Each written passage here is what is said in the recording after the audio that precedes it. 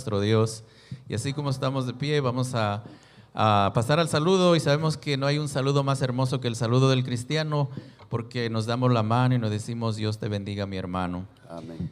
Y así, con este mismo sentir, que es en el sentir de nuestro Señor Jesucristo, vamos a seguir adorando al Señor, porque sabemos que cuando el pueblo del Señor alaba a Dios, suceden cosas maravillosas. Amén. Gloria a Dios. Así que le damos gracias a Dios porque nos permite adorarle y exaltarle y acercarnos hasta el trono de su gracia con este amor que Él nos ha dado, mostrándolo en la cruz del Calvario. Amén. Y sabemos que esta es una hermosa mañana más que Él nos regala, y sabemos que no merecemos absolutamente nada, pero Él es más que bueno, y cada día Él nos enseña que Él tiene cuidado de nosotros, que Él nos ha santificado y nos sigue guardando cada día, y nos va cada día enseñando que solamente podemos depender de Él y de nadie más. Amén. Y así también todos los que están como de visita, a todos aquellos que el Señor está trayendo nuevamente cada día a este lugar, sabemos que es para que cada día aprendamos más de su carácter, de su amor, de su palabra, de su bondad, de sus misericordias que son nuevas cada mañana. Amén. Su palabra dice que Él sigue extendiendo cada día su benignidad, su longanimidad, y cada día nos enseña que Él es el que tiene el control. Amén.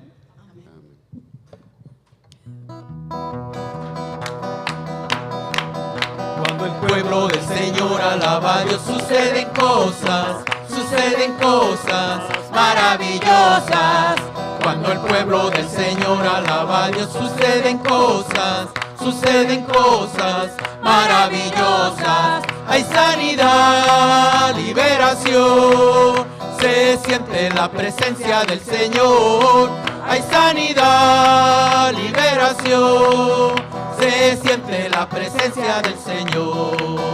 Cuando el pueblo del Señor alaba a Dios, suceden cosas maravillosas. Cuando el pueblo del Señor alaba a Dios, suceden cosas maravillosas. Hay sanidad, liberación, se siente la presencia del Señor. Hay sanidad, liberación, se siente la presencia del Señor. No hay un saludo más lindo que el saludo del cristiano. No hay un saludo más lindo Que el saludo del cristiano. Te da la mano y te dice: Dios te bendiga, mi hermano. Te da la mano y te dice: Dios te bendiga, mi hermano. Dios te bendiga, Dios te bendiga, Dios te bendiga, mi hermano. Dios te bendiga, Dios te bendiga, Dios te bendiga, mi hermano.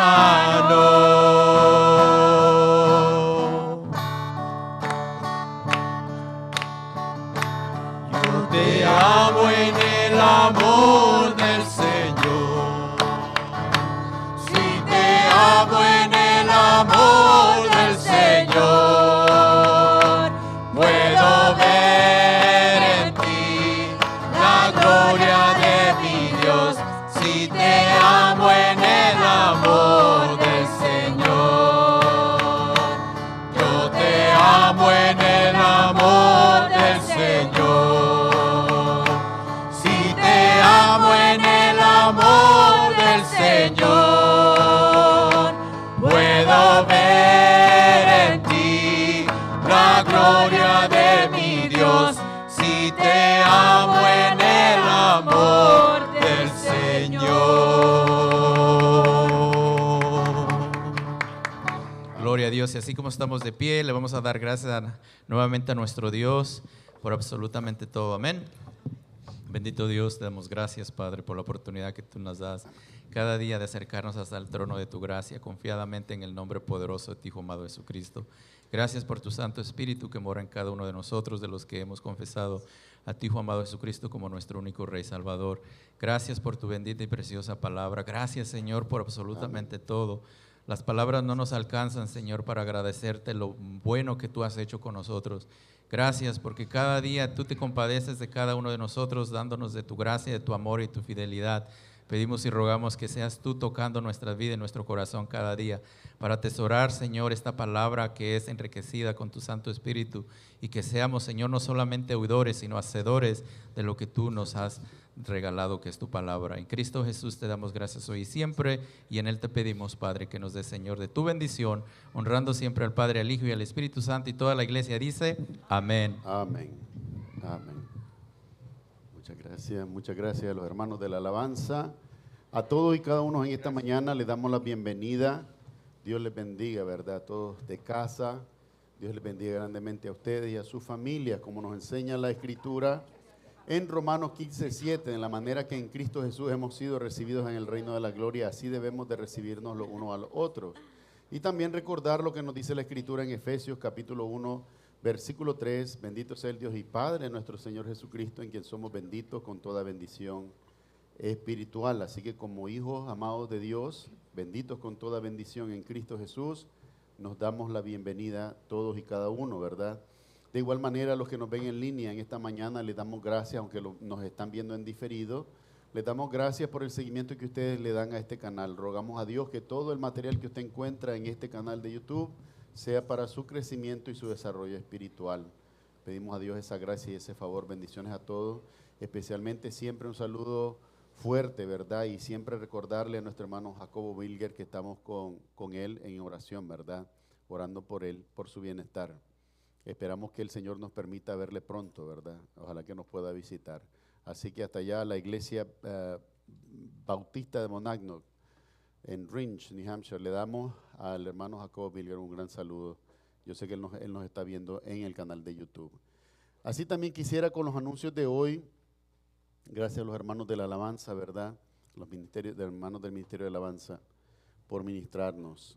Sí, les quisiera recordar acerca del evangelismo, la importancia que tiene el evangelismo para nosotros. Estemos orando porque el ministerio dentro de la iglesia se fortalezca, pero también estemos orando por oportunidades individualmente nosotros para hablar con amigos, compañeros de trabajo, familiares, testificarles siempre las gracias que hay en Cristo Jesús, ¿verdad? La gracia y el perdón que hay en Cristo Jesús.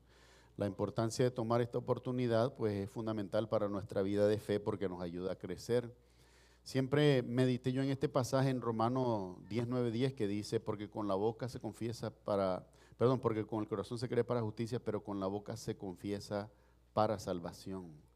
Entonces es importante cuando hablamos de nuestra salvación, lo que comunicamos no solamente es nuestra propia salvación, sino que comunicamos salvación a aquellos que todavía no han creído, ¿verdad? Rogando a Dios que la gracia y el favor de Dios puedan manifestarse y la realidad de Cristo y del perdón de Dios puedan ser revelados en la vida de todos y cada uno. Así que por favor estemos orando por el ministerio y por los hermanos que lo iban adelante, nuestro hermano Froilán, ¿verdad? Ahora no está nuestra hermana Linda, también nuestra hermana Linda, si nos ve, saludes, y a Jason, muchas bendiciones, siempre les extrañamos, esperamos que nos visiten pronto, ¿verdad? Que no tengan excusa. Así que estemos orando por eso. También recordarles acerca de la Iglesia Pregunta. La Iglesia Pregunta es una sección que hemos comenzado con el fin de abordar inquietudes de carácter doctrinal que no estén relacionadas con la temática que llevamos. Nosotros ya estamos casi por terminar el libro de Apocalipsis. Si Dios nos permite, luego de eso, pues vamos a tratar de entrar al estudio del libro de Hebreos, también un libro muy rico en cuanto a la teología y en cuanto a la revelación de Jesucristo, también créalo o no. Entonces es importante, ¿verdad?, que nosotros podamos ver esta como una gran oportunidad de traer inquietudes que pudieran surgir en medio de todas nuestras interacciones. Quizás oímos compañeros de trabajo, familiares decir alguna cosa que a nosotros nos pareciera que está en la Biblia, pero pudiera ser que no, ¿verdad? Ese tipo de inquietudes, o tal vez algo que vimos en la televisión, escuchamos en las noticias, escuchamos en la música. Mi amado hermano, la música cristiana últimamente es para preocuparse, ¿verdad? Es para preocuparse. Ya aquellos tiempos en los que era importante la letra de la canción para evocar la verdad bíblica, ahora ha sido cambiado por otra cosa, pues lamentablemente. Así que no es cierto que todo lo que escuchamos nos edifica, a menos que lo escuchemos para saber que no está en lo correcto y que debemos de cuidarnos de ese tipo de cosas, ¿verdad? Así que yo les ruego a todos los que deseen participar, es voluntario, este mes, porque vamos a tener otra celebración, el 20, lo vamos a hacer el próximo domingo 13 después del servicio. Los que deseen participar, quédense después del servicio y vamos a traer todas las preguntas que colectemos durante la semana o ya hayamos colectado en las semanas pasadas y las podemos hacer. Entendemos nosotros que cuando usted nos permite grabar su persona haciendo la pregunta, nos da permiso de poner su imagen en el canal de YouTube, ¿verdad? Entendemos que hay ese consentimiento de antemano, así que si desea participar, si no desea que su imagen aparezca en el canal de YouTube, denos la pregunta por escrito. Para los hermanos que nos ven en línea, pues solamente escríbanos un email a cristo.eterno.15@gmail.com. Lo voy a repetir, Cristo, todo en minúsculo, ¿verdad? Cristo.eterno.15@gmail.com, ¿verdad? Ahí envíenos su pregunta y su nombre y de dónde nos está enviando esta pregunta, su país me refiero. Y nosotros pues vamos a hacer mención de usted, vamos a pedirle a un hermano que nos ayude leyendo la pregunta a nombre de usted y vamos a tratar de darle respuesta con la palabra de Dios, que ese es el sentido que tiene esta sección, ¿verdad? La iglesia pregunta. También quería recordarles acerca del culto de oración que estamos teniendo los miércoles a las 6 de la tarde. Los hermanos se están reuniendo aquí. Por favor, todo pedido de oración, ¿verdad? Comunicarse con ellos. Reúnanse y para los hermanos que están, ¿verdad? Los diáconos principalmente, esta es una oportunidad para que puedan ir desarrollando la habilidad de predicar. Comiencen con algo pequeño y luego vayan extendiéndose a algo más grande para que pues puedan usar esa oportunidad aquí en el culto, ¿verdad? La idea es que pasen del miércoles al domingo a predicar y puedan desarrollar el don, el talento para servir a Dios. Amén. El 20 de abril quisiera que todos nos organizáramos para tener una fiesta koinonía. La palabra griega koinonía significa comunión entre hermanos, ¿verdad? Es lo que hace la iglesia. ¿Y por qué el 20 de abril? Porque el 20 de abril es el domingo de resurrección. El domingo de resurrección, pues la celebración probablemente más importante. No quiere decir que fue precisamente en esa fecha que el Señor resucitó, pero es el domingo de cada año en el que la iglesia trae a la memoria que nuestro Señor Jesucristo se levantó entre los muertos, ¿verdad? Y esto es el fundamento de nuestra fe, de nuestra esperanza. Pablo lo dice claramente, sí, ¿qué pasó la batería? Sí, Jesucristo no resucitó, dice, vana es vuestra fe, están muertos en vuestros delitos y pecados. Así que la resurrección es importante para nuestra salvación, es fundamental, porque si Cristo venció la muerte, entonces es evidencia de que también venció el pecado y por lo tanto no solamente puede ser la esperanza, sino que también la salvación para nosotros. Así que ese día quisiera que, no sé, la batería, posiblemente la batería, entonces voy a usar uno aquí. Permítame quitarlo así. Tengo que quitármelo.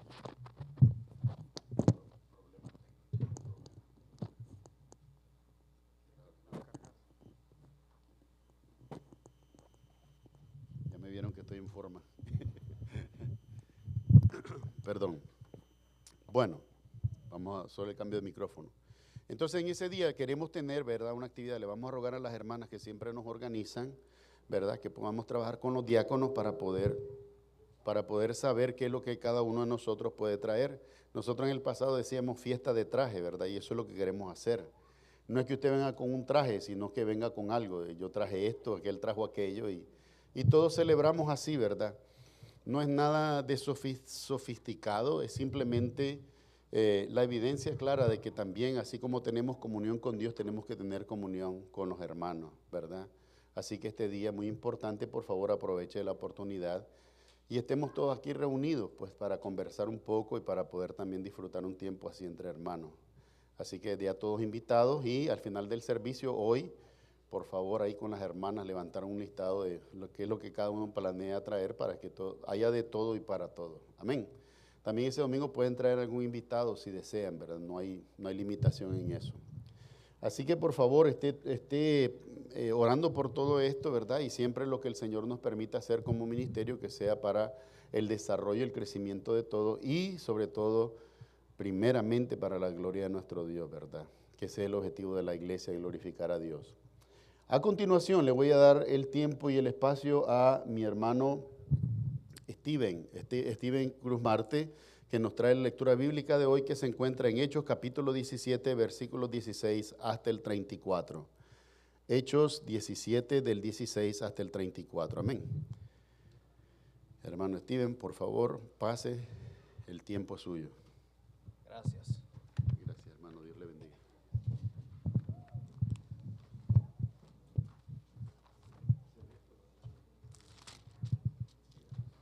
Buenos días para todos. Como dijo el pastor, la lectura va a estar en Hechos capítulo 17, desde el verso 16 hasta el 34.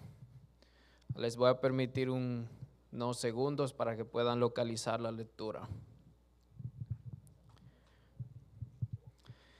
Y la leemos en el nombre del Padre, del Hijo y del Espíritu Santo. Amén. Mientras Pablo los esperaba en Atenas, su espíritu se enardecía viendo la ciudad entregada a la idolatría.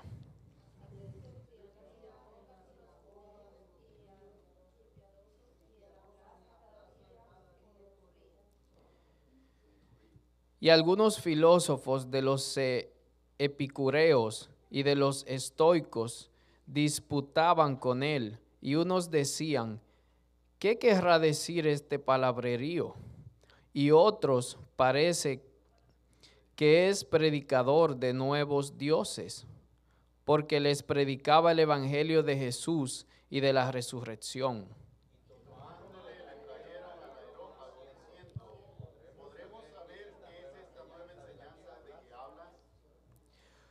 Pues traes a nuestros oídos cosas extrañas. Queremos pues saber qué quiere decir esto. Porque todos los atenienses y los extranjeros residentes allí en ninguna otra cosa se interesaban sino en decir o en oír algo nuevo. Entonces Pablo, puesto en pie en medio del areópago, dijo: varones atenienses, en todo observo que sois muy religiosos. Porque pasando y mirando vuestros santuarios, hallé también un altar en el cual estaba la inscripción: al Dios no conocido, al que vosotros adoráis, pues sin conocerle, es a quien yo os anuncio. El Dios que hizo el mundo y todas las cosas que en él hay, siendo Señor del cielo y de la tierra, no habita en templos hechos por manos humanas.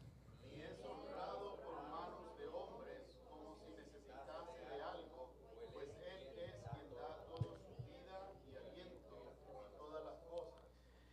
Y de una sangre ha hecho todo el linaje de los hombres, para que habiten sobre toda la faz de la tierra, y les ha prefijado el orden de los tiempos y los límites de su habitación. Para que busquen a Dios si en alguna manera, palpando, puedan hallarle, aunque ciertamente no está lejos de cada uno de nosotros. Porque en él vivimos y nos movemos y somos, como algunos de vuestros propios poetas también han dicho, porque linaje suyo somos. Siendo pues linaje de Dios, no debemos pensar que la divinidad sea semejante a oro, o plata, o piedra, escultura de arte y de imaginación de hombre. Pero Dios, habiendo pasado por alto los tiempos de esta ignorancia, ahora manda a todos los hombres en todo lugar que se arrepientan.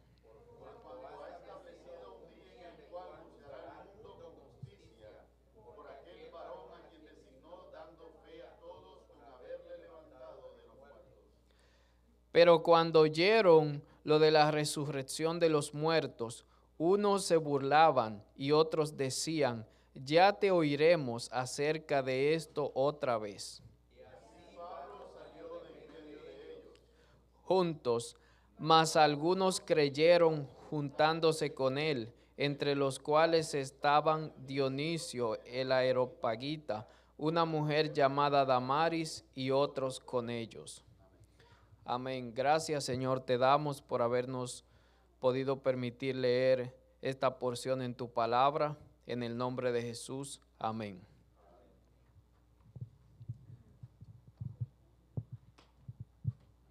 Muchas gracias, hermano. Dios le bendiga. Gracias. Bueno, le damos gracias al Señor por su palabra y ahora a continuación nos vamos a preparar para ese momento que tenemos cada primer domingo del mes y es la Cena del Señor. En esta ocasión le toca presidir la Cena del Señor a nuestro hermano Luis Gómez, ¿verdad? Y le vamos a dar a él el tiempo y el espacio y váyanse preparando los hermanos que le toca servir el pan a nuestro hermano Rafael y a nuestro hermano Edgar y el vino a nuestro hermano Froilán y a nuestro hermano Marcos Maldonado. Muy buenos días, hermanos, que el Señor les bendiga. Y como usualmente lo hacemos cada primer mes del mes, cada primer semana del mes, la institución de la Cena del Señor. Y dice de la siguiente manera, dice Pablo hablando, porque yo recibí del Señor lo que también os he enseñado, que el Señor Jesús, la noche que fue entregado, tomó pan y habiendo dado gracias, lo partió y dijo, toma, come, este es mi cuerpo que por vosotros es partido. Haced esto en memoria de mí. Y asimismo tomó también la copa después de haber cenado, diciendo, esta copa es el nuevo pacto en mi sangre. Haced esto todas las veces que la bebieres en memoria de mí. Así pues que todas las veces que comieres este pan y bebieres esta copa, la muerte del Señor anunciáis hasta que Él venga. Podemos ver que son dos elementos muy importantes de los que se habla, el pan y el vino. El pan que representa el cuerpo del Señor y el vino que es la sangre que fue derramada en la cruz del Calvario. Podemos ver que Pablo nos dice que el Señor fue entregado. Y como hemos leído en la Escritura, nos enseña de que fue Judas quien entregó al Señor en esa noche, antes de cuando Él tomó la cena con los hermanos juntos. Sabemos que la Cena del Señor es una representación visible de la muerte de Cristo por nuestros pecados. Dice, ¿no recuerdas la muerte de Cristo y la gloriosa esperanza de su regreso, de nuestra participación en la Cena del Señor, que fortalece nuestra fe mediante la comunión con Cristo, con otros creyentes? Podemos ver que en la cruz del Calvario el Señor derramó su sangre por nuestros pecados. También nos dice, Pablo dice, hacer esto en memoria de mí. Tenemos que recordar que cada vez que celebramos la Cena del Señor, traemos a la memoria el sacrificio que el Señor hizo por nosotros, que a pesar de nuestra maldad, de nuestro pecado, Él se entregó por amor a nosotros. Y así traemos a la memoria ese sacrificio que el Señor hizo, porque fue su vida la que entregó por nosotros. Ese es ¿cómo lo explico? Un sacrificio muy grande que a pesar de sabiendo de lo que nosotros hemos sido, Él no le importó y por amor a nosotros Él se entregó. También Pablo nos enseña que debemos, tomando la cena indignamente, dice, de manera que cualquiera que comiere este pan o bebiere esta copa del Señor indignamente será culpado del cuerpo y de la sangre del Señor. Por tanto, pruébese cada uno a sí mismo y coma así del pan y beba de la copa. Porque el que come y bebe indignamente sin discernir el cuerpo del Señor, juicio come y bebe para sí.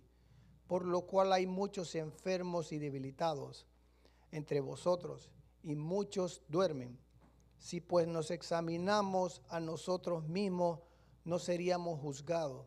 Mas siendo juzgados como somos castigados por el Señor, para que no seamos condenados con el mundo. Así que, hermanos míos, cuando os reunáis a comer, esperaos unos a otros. Si alguno tuviere hambre, coma en su casa, para que no os reunáis para juicio. Las demás cosas las pondré en orden cuando yo fuere.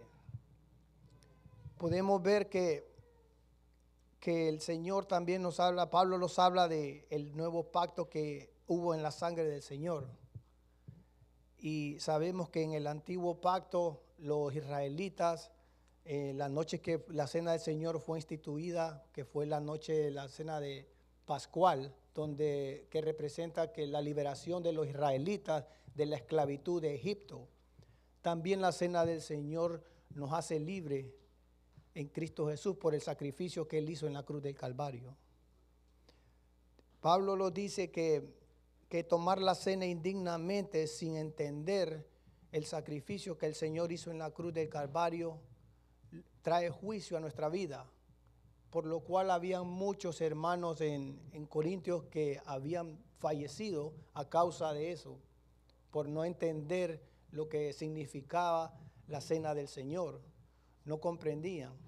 Sabemos que tomar la cena indignamente, eso puede traer juicio a nuestra vida. La cena del Señor también los tiene que a nosotros darnos a entender que es algo que los ayuda a fortalecer nuestra fe en Cristo Jesús, por lo que Él hizo por nosotros. No debemos tomar esta cena del Señor a la ligera. Tenemos que examinarlos a nosotros mismos, teniendo esa coinonía con los hermanos, sin que haya resentimiento o algún pecado que tengamos nosotros. Debemos nosotros traer todo eso a la luz, tener esa comunión como hermanos, esperándonos unos a nosotros para hacer este acto que hacemos para el Señor, para traer a la memoria todo lo que Él hizo por nosotros. Las demás cosas, dice Pablo, que las pondré en orden cuando Él regresara a Corintios con los hermanos. Por lo demás, el Señor nos enseña que este sacrificio que Él hizo mediante la cruz por nosotros es algo que debemos tomarla con reverencia, no muy a la ligera. Ahora le voy a pedir a mis hermanos diáconos que pasen para que oremos por el pan y por el vino.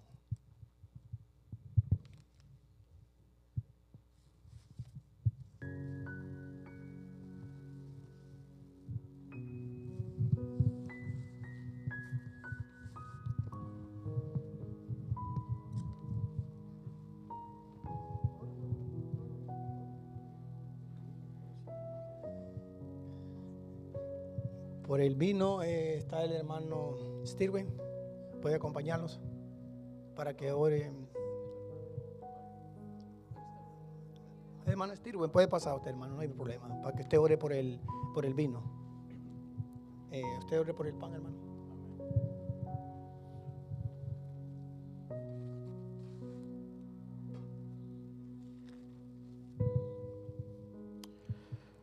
Vamos a orar. Amantísimo Padre Celestial, gracias Señor por entregar tu Hijo amado, que representa el pan, su cuerpo representa el alimento que vamos a recibir, ese cuerpo que fue castigado y llevó todo nuestro pecado en ese cuerpo y fue lastigado y crucificado. Te damos gracias Señor que tú podías dar tu cuerpo para nuestra salvación.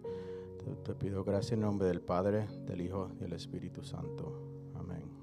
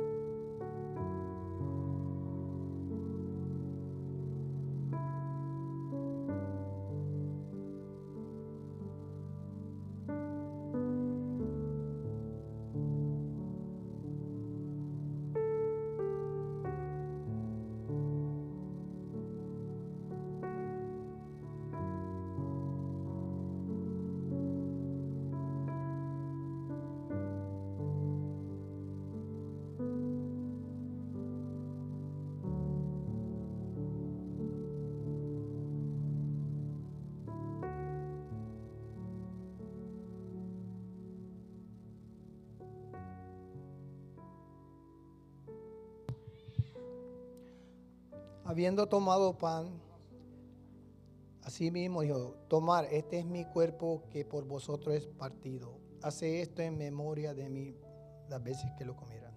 Coma.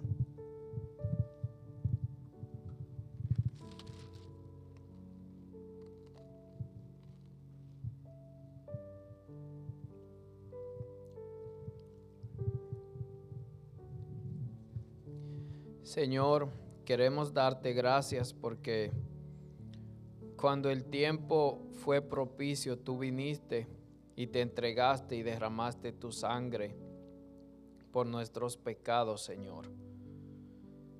Te damos gracias porque podemos estar aquí presente una vez más, recordar y hacer esto en memoria tuya, Señor. En tu nombre, Jesús. Amén.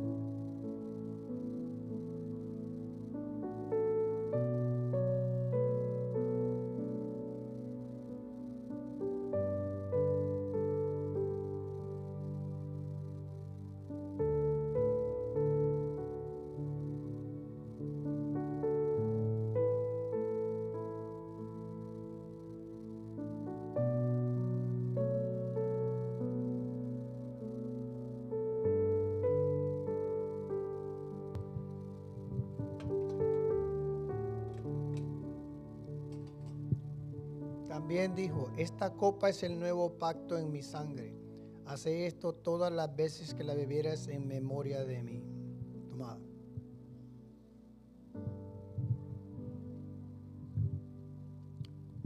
Señor, te damos gracias en esta mañana por darnos esta oportunidad de llevar a cabo lo que significa la cena del Señor. Sabemos, Señor, que hemos sido perdonados de nuestros pecados por ese pacto en tu sangre. Podemos venir libremente delante de ti, Señor, sin necesidad de sacrificios ni de sacerdotes. Gracias, Señor, por esa salvación tan grande que nos has dado en Cristo Jesús. Amén.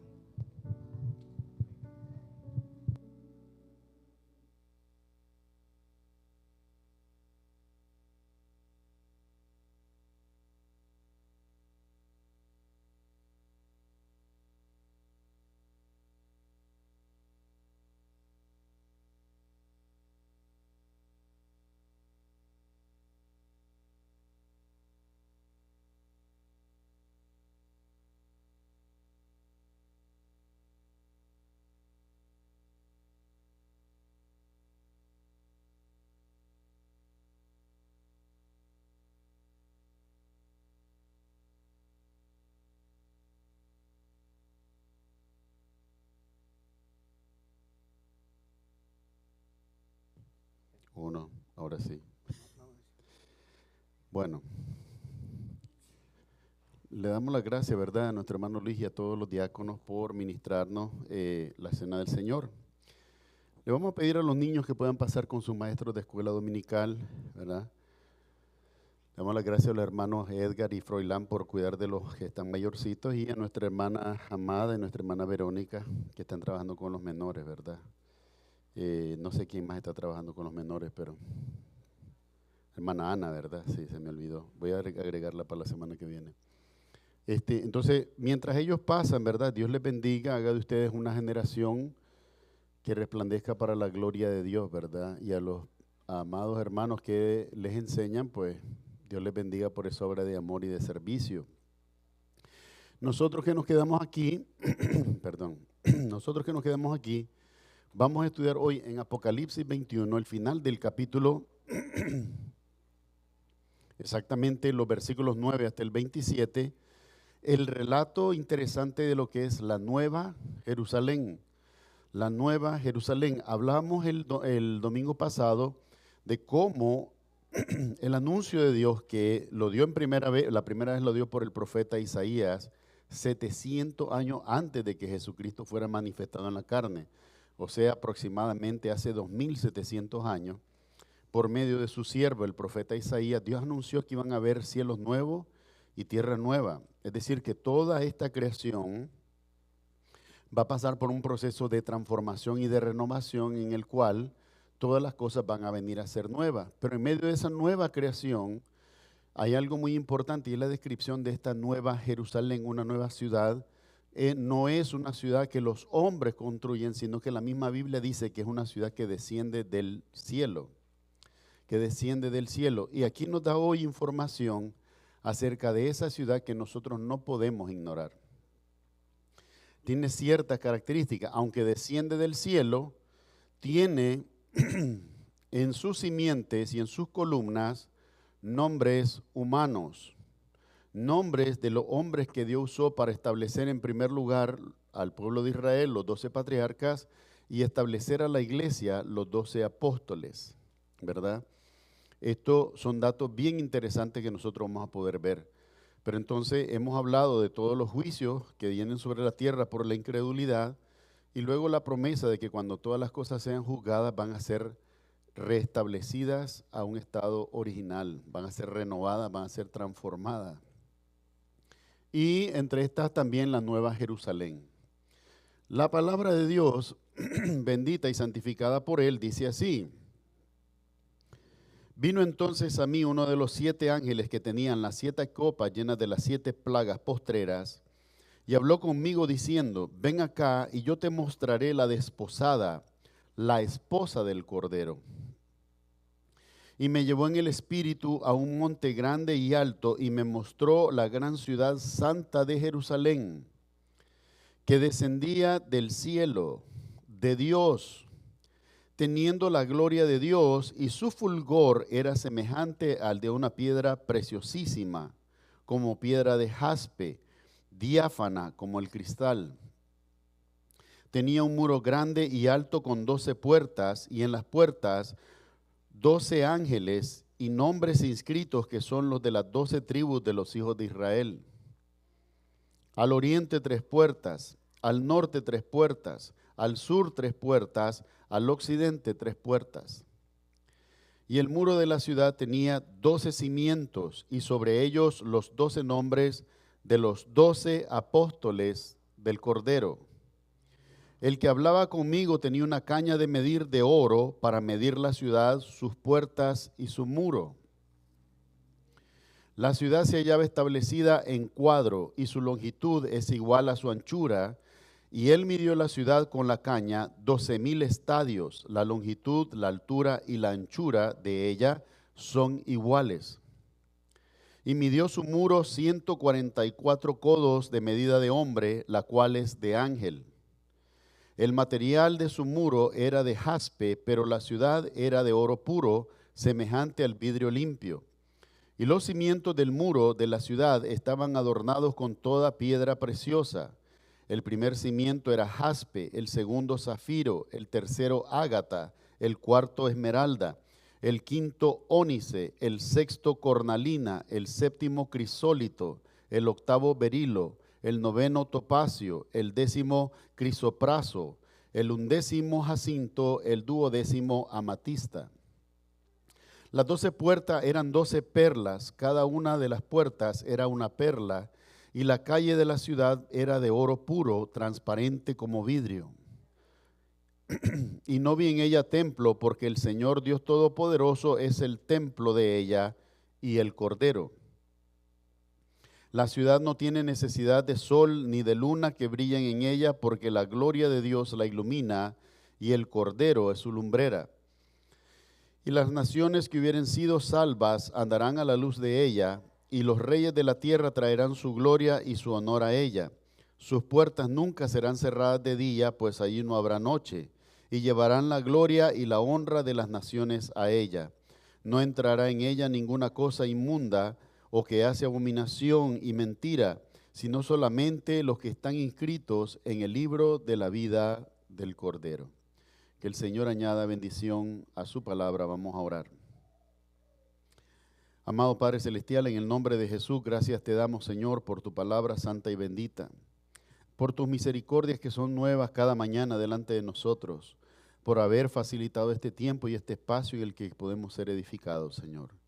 Gracias por guardar tu palabra a través de los siglos de todos los ataques de sus enemigos, para que en esta mañana, Señor, seamos alimentados y edificados en ella, Señor.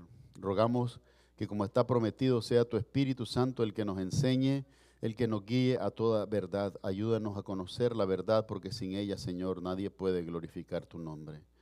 Honramos al Padre, al Hijo y al Espíritu Santo, pidiéndolo todo en el nombre de Jesús. Amén y amén. Amados hermanos, nosotros entonces vamos a ver en esta descripción una nueva ciudad que tiene ciertas características que no podemos ignorar.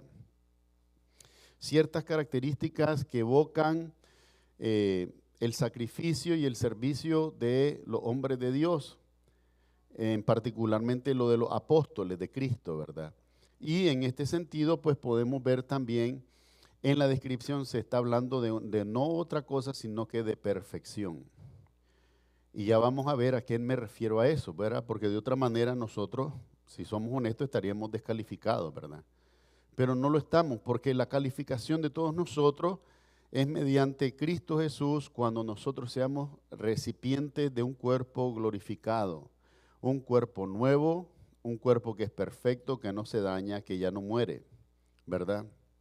En primer lugar, vamos a ver cómo el apóstol Juan comienza en la descripción diciéndonos: vino entonces a mí uno de los 7 ángeles que tenían las 7 copas llenas de las 7 plagas postreras. Quiere decir que el ángel que vino a Juan fue uno de los ángeles que en la visión ejecutó los juicios de Dios sobre la tierra, ¿sí o no? Las copas fueron derramadas, y cuando cada copa se derramaba, sucedió un evento, ¿verdad? Recordamos que las aguas se volvieron sangre, hubieron plagas en la tierra, cayó un meteorito y las aguas se volvieron amargas. ¿Recuerdan todo eso, verdad? Ya lo vimos. Las 7 copas representaban los juicios de Dios. Por lo tanto, este ángel era uno de los ángeles justicieros que Dios usó para traer su juicio sobre la tierra. Y el mismo ángel que trajo esos juicios le dice a Juan, dice así: y habló conmigo este ángel diciendo, ven acá, yo te mostraré la desposada, la esposa del Cordero, la esposa del Cordero. Aquí hay una dificultad grande para muchos teólogos, porque se le llama ciertamente al pueblo de Israel la esposa del Señor. Cuando nosotros vemos la referencia en Isaías 54, habla de cómo Dios desposó a Israel, lo hizo su esposa en el sentido espiritual. Pero también Pablo, cuando nos da descripción de la iglesia, nos dice que la iglesia es el cuerpo de Cristo, y hace la ilustración o la comparación entre la relación de Cristo con la iglesia debe ser similar a la relación del esposo con la esposa, una relación sacrificial. ¿Me entienden?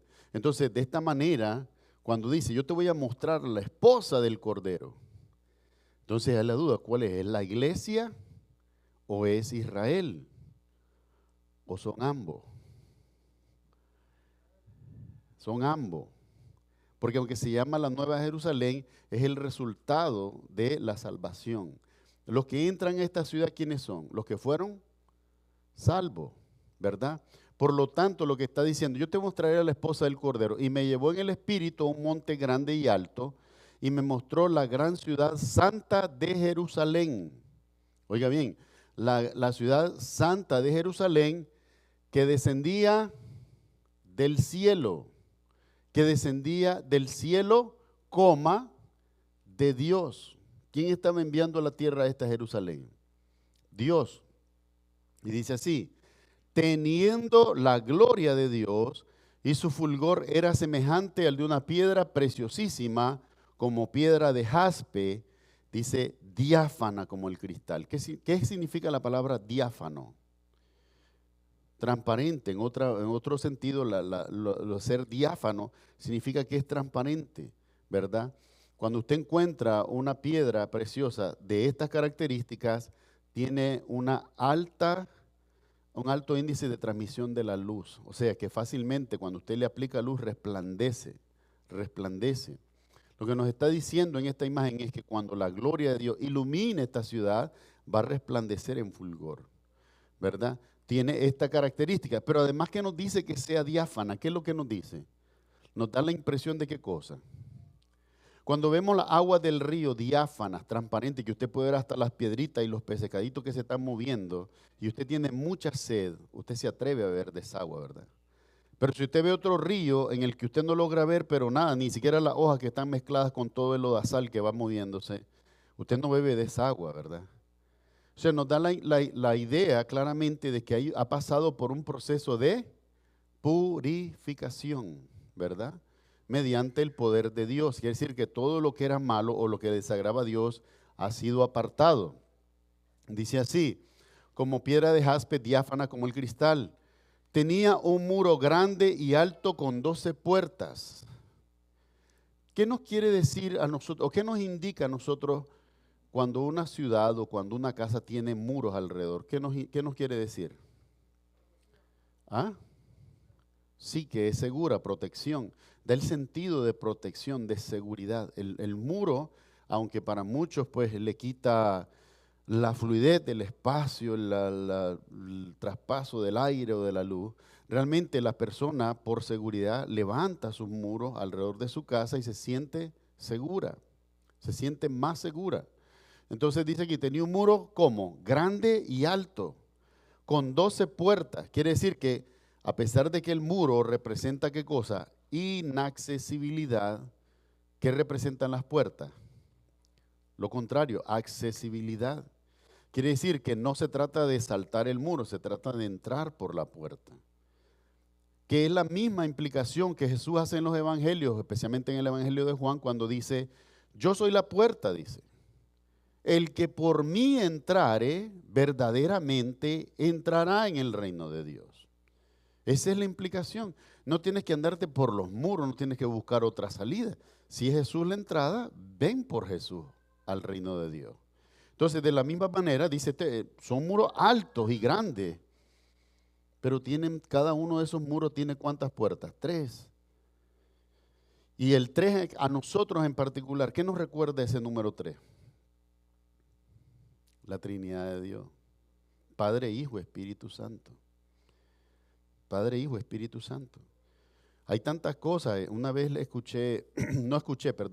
un libro, me acuerdo que era como de 200 páginas y lo leí un viaje que llevamos desde Virginia hasta Georgia con la iglesia Bautista Shalom, de un teólogo colombiano, y él así, yo no recuerdo el nombre ya, pero él hablaba de esta particularidad, cómo la naturaleza refleja esa Trinidad, ¿verdad? Por ejemplo, vemos en las partículas elementales, tenemos el electrón, el protón. El electrón es negativo, el protón es positivo y el neutrón es neutral. 3 partículas que forman la materia. Tenemos en los estados del agua, sólido, líquido y gaseoso. Y él comenzaba a hacer una serie de imágenes increíbles pues, acerca de cómo la naturaleza es una imagen, es una sombra. Por eso en la palabra de Dios Pablo dice en Romanos capítulo 1, porque lo que les es desconocido de Dios les ha sido manifestado en la naturaleza, son los que tienen que verlo. ya ha sido revelado en la naturaleza también, la realidad de Dios. Entonces dice aquí, tenía un muro grande y alto con 12 puertas, y en las puertas, ¿qué hay? 12 ángeles, 12 ángeles y nombre. ¿Qué significa que en las puertas están ángeles? Guardianes. ¿Se acuerda lo que pasó cuando Adán y Eva cayeron de la gracia de Dios? Dios puso en la entrada del jardín un ángel con una espada que se revolvía, dice la palabra de Dios. No podían entrar sin morir, ¿verdad? Dice así.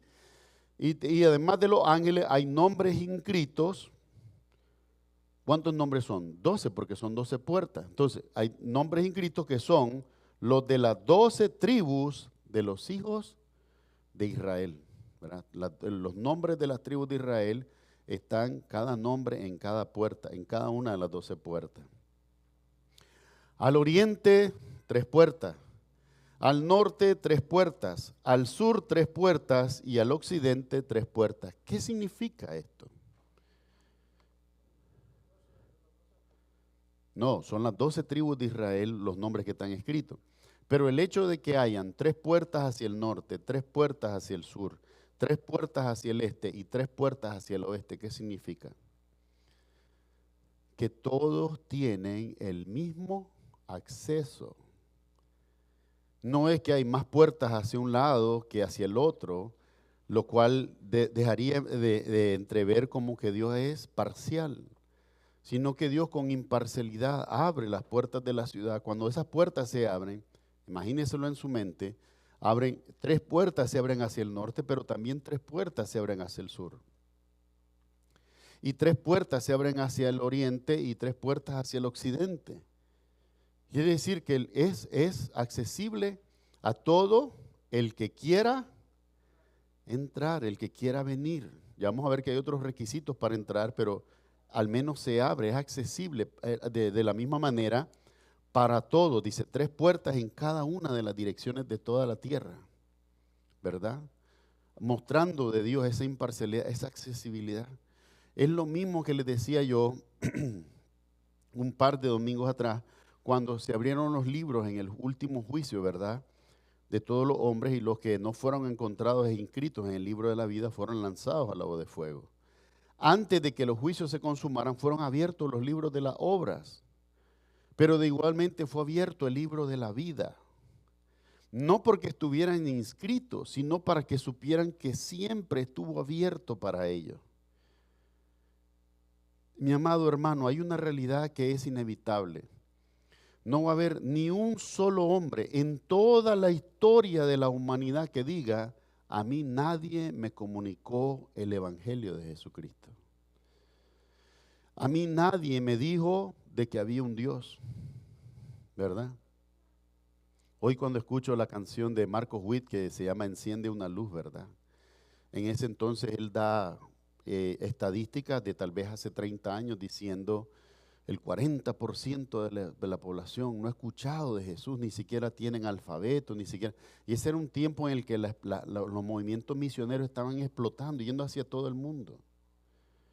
Pero hoy con la tecnología todos tienen accesibilidad a la misma información. Y no solo por los videos en YouTube, también en toda la internet, en toda la radio, hay menciones. Hay acceso a este tipo de cosas. Entonces, no es que no todos han oído. En realidad, en eso está la justicia de Dios, que ninguno de los hombres va a poder decir: a mí nunca nadie me habló de Dios. Ninguno. Es más, recuerde siempre el requisito que hay en Marcos capítulo 10, dice así, cuando está hablando de los eventos del fin del mundo.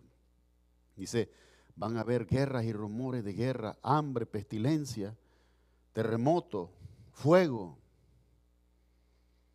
Pero ¿qué dice del evangelio? Allá un versículo, si no me equivoco es el 9, dice así: pero es necesario que este evangelio sea predicado a toda criatura, después de esto vendrá el fin. El requisito que Dios pone para que realmente se consumen los tiempos es el evangelio, la señal es el evangelio. Por eso insistimos en la predicación, para que todos escuchen. Entonces podemos ver que en la revelación, primeramente Juan tiene una interacción con uno de los 7 ángeles, no nos dice específicamente cuál, pero uno de los 7 ángeles que tenía una de las 7 copas con las que se derramaron los juicios de Dios sobre la tierra. Y tomó el ángel, dice, en el espíritu. Quiere decir que Juan admite, yo no estaba en mi cuerpo cuando esto estaba sucediendo. ¿Verdad? Vamos a un evento en el cual trasciende del cuerpo. Juan trasciende del cuerpo y va a ver estas cosas y escribe de ellas. ¿Verdad? Quisiera que tuviera mucho cuidado porque hoy aparece esto y aparece un afán que no lo creo saludable, y es de los hombres de hablar, oh no, Dios a mí también me agarró, tuvo un éxtasis, me tomó del cuerpo y me llevó al tercer cielo. En una ocasión escuché a un hermano decir,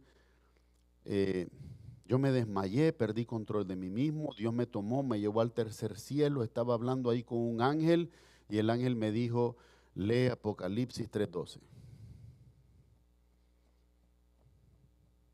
Y yo, en mi forma de ser, pues que no tengo otra, tal vez hasta para muchos es un defecto, ¿verdad? Yo sé que los tiempos están, a veces mucha sensibilidad, pero yo le dije, hermano, ¿no cree usted que demasiado trabajo solamente para decirle que lo leyera? ¿No era más fácil que tener una voz y le diga ahí mismo, léalo? Sino que lo agarró de aquí, lo llevó hasta allá para decirle allá que leyera lo que estaba aquí. Me pareciera como despropósito de Dios. Y a veces los hombres hablamos de cosas, yo no puedo decir si es cierto o no, porque además no es trascendental para el evangelio. Porque lo que le está refiriendo al final ya está escrito. O sea, si ya está escrito, todo ese viaje fue de balde, en vano, perdón, si no es como se usa en su país, en vano. En Nicaragua decimos de balde cuando se desperdicia nada más, en vano pues.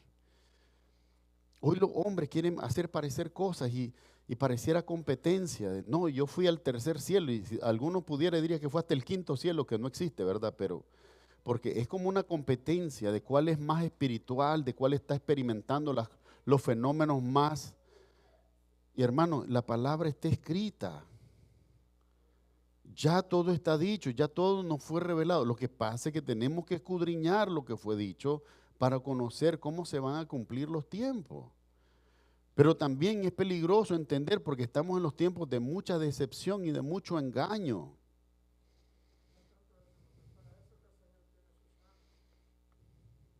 ¿Para qué diga?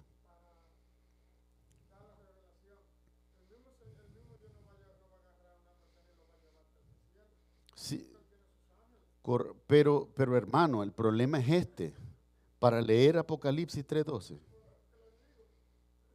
O sea, Dios me va a tomar a mí, me va a llevar al tercer cielo y hasta allá, cuando esté allá, va a poner un ángel que me diga allá que tengo que leer Apocalipsis 3:12 que está aquí. Y cuando voy a leer Apocalipsis 3:12, ¿cuál es la aplicación de Apocalipsis 3:12? O Apocalipsis 3:12 va a transformar radicalmente mi vida. Sí, yo quiero que entienda, porque hoy son los tiempos de esta decepción en que los hombres con estas cosas lo que quieren pretender es que usted los vea como que en ellos hay algo. Esté como Pablo, pues. A Pablo lo llevó Dios al tercer cielo, a Juan lo llevó en el espíritu a mostrar las cosas del fin. Por lo tanto, este otro que también lo tomó es igual a Juan y a Pablo. Dice Pablo, amados hermanos, cada uno piense de sí mismo con cordura. Con cordura. Ya hay uno que es grande. ¿Qué sentido tiene yo pretenderme más allá de lo que soy? Entonces vemos aquí que dice, y me llevó en el espíritu, no era en el cuerpo, lo tomó en el espíritu, en un gran monte alto, y me mostró la ciudad santa de Jerusalén que descendía del cielo de Dios. O sea, volvemos al mismo punto, aunque tiene inscritos los nombres de las 12 tribus de Israel, y vamos a ver que hay otros nombres inscritos ahí, fue traída ¿desde dónde? Del cielo, no es obra de manos humanas, no es una construcción como estas que vemos, es de Dios que viene, dice así. Teniendo la gloria de Dios y su fulgor era semejante. Cuando dice su fulgor, ¿qué significa su fulgor? Su esplendor, su resplandor, fulgurante, dice, como como un destello, ¿verdad? Y su fulgor era semejante al de una piedra preciosísima como piedra de jaspe, diáfana como el cristal, brillaba mucho. Tenía un muro grande y alto con 12 puertas, y en las 12 puertas 12 ángeles guardando las puertas, y nombres inscritos que son los de las 12 tribus de los hijos de Israel. Entonces, esto es lo que se podría ver en un sentido terrenal. Los nombres que estos tuvieron como las tribus de Israel en la tierra están inscritos en las puertas de la Nueva Jerusalén que desciende del cielo. Al oriente 3 puertas, al norte 3 puertas, al sur 3 puertas y al occidente 3 puertas.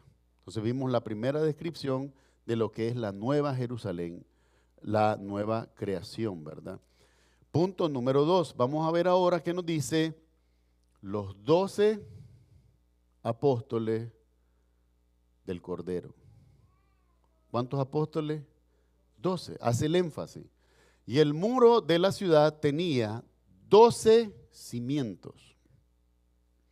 Y sobre ellos los 12 nombres de los 12 apóstoles del Cordero. ¿Cuántos apóstoles tiene Jesucristo? 12. 12. Salud, hermano. 12. O sea que después de Pablo, todos los que se han llamado a sí mismos apóstoles, no lo son.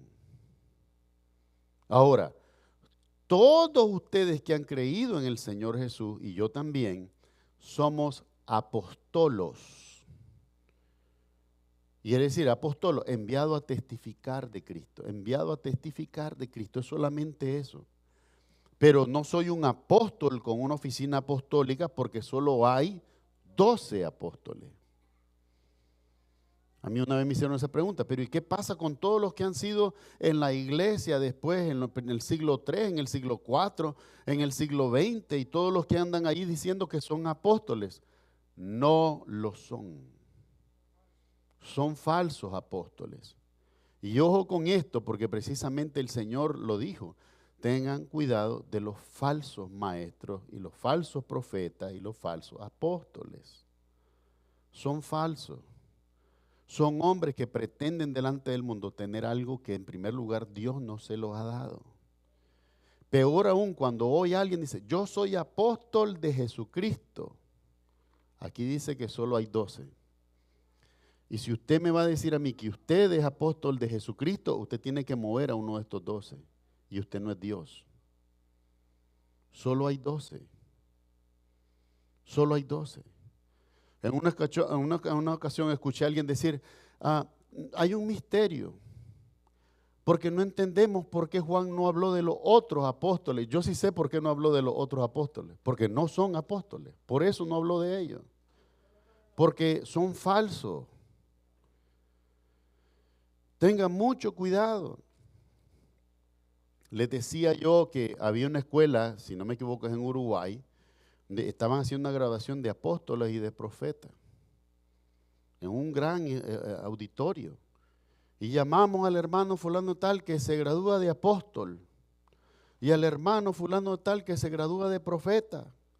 Y así pasaron, no sé cuántos, 240, y por último, dice, y el hermano no sé qué, que se gradúa de maestro de escuela dominical. Un maestro de escuela dominical por 242 apóstoles y profetas. ¿Cuál es el problema de esa iglesia? Enseñanza.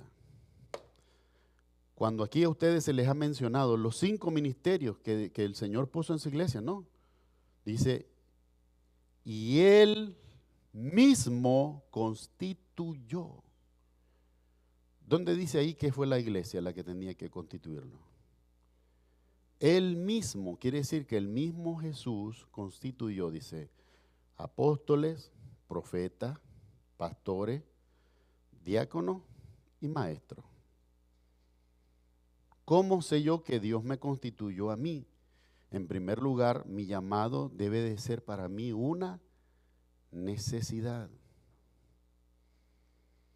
Hermano, cuando usted tiene sed, pero usted está cansado, ¿usted descansa primero antes de beber agua? No, usted se bebe el agua porque el agua es necesidad. También el descanso es necesidad, pero hay una necesidad que es inmediata. De la misma manera yo como pastor, cuando estoy cansado, tengo una necesidad que es llevar mi ministerio adelante, predicar, y cuando ya haya predicado, voy a mi casa y descanso. ¿Usted está viendo la diferencia? Ahora, hay muchos, por supuesto, que me van a cuestionar y decir, no, tú no tienes un llamado de Cristo. A mí me lo han dicho, tú no terminaste el seminario, aunque sí lo comencé en Nicaragua, estaba en mi segundo año de Seminario Teológico Nacional Bautista en Nicaragua, y salió lo de la lotería de visas para venir a vivir en Estados Unidos. Y orando a Dios, encontré la paz y me vine para Estados Unidos y no terminé de estudiar en el seminario. Y es lo que muchos han usado contra mí diciendo, no tiene el llamado. ¿Por qué? Porque no terminó el seminario. Pero aquí no dice, el seminario bautista teológico los constituyó pastores. No dice eso. Dice, y él mismo, ¿quién es él mismo? Jesús. Nos constituyó para que fuéramos el ministerio que él desea que llevemos adelante. Este pasaje, junto con Hebreo 1:1, son los que nos sirven a nosotros para entender dentro de la teología que abrazamos lo que se conoce como cesacionismo. ¿Qué es el cesacionismo? Es que la dádiva de Dios pudo haber sido dada en un tiempo, pero luego cesó. De manera que yo sé que después de Pablo no hay apóstoles.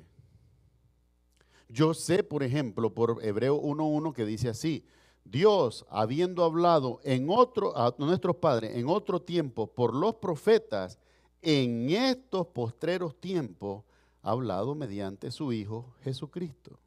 ¿Cuál es la palabra que yo tengo que buscar? La de Cristo. Ya no es tiempo de buscar profetas.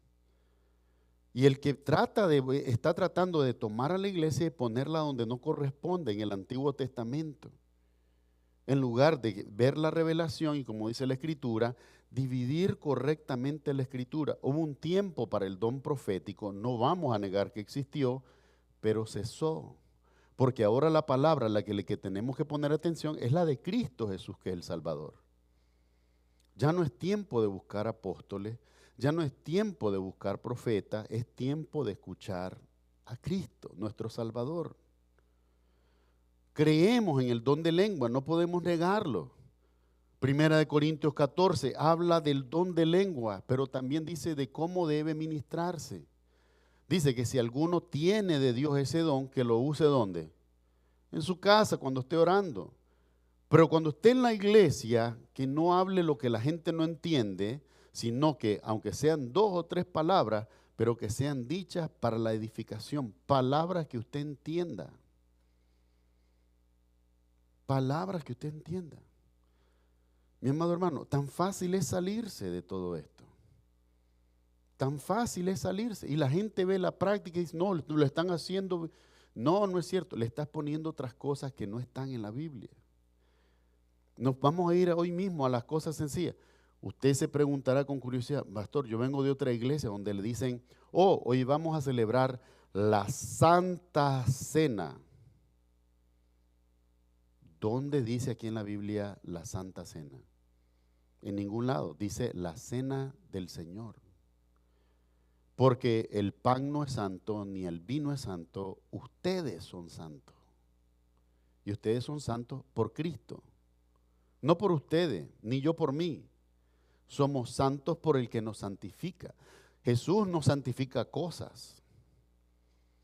A veces nosotros creemos eso. Nosotros pensamos que esas copas que usó el rey Belsasar estaban santas y que por eso la ira de Dios vino sobre él. No era la copa, es que esa copa se usaba para la dedicación en el templo y él le puso vino y se puso a ver con sus mujeres y sus cosas y hacer su relajo. Y allí vino el juicio de Dios. Porque tomó lo que era del uso del Señor para hacerlo lo vil. Pero no fue por la copa. La copa se reemplaza. El problema es que él se enalteció, tomó lo que era de Dios y creyó que lo podía usar para sus desviaciones, sus barbaridades. Y no fue así. Y Dios se lo demostró. Esa misma noche él murió. Está escrito para nuestro entendimiento. Pero no podemos ir por la vida pensando que Dios hace las cosas, las hace santas. Porque entonces comenzamos a pensar en el monte santo, en la puerta santa, el camino santo. Todo es santo, menos la gente que vemos. Ese es el grave problema que hay hoy. Y a veces sin entender precisamente que la santidad, verdaderamente, los que quieren hablar de santidad, no pueden ir a ningún otro parámetro más que el humano pensando que las obras buenas son santidad. Mis obras buenas mezcladas con mis errores y mis debilidades y mis fracasos nunca pueden ser santidad. No pueden.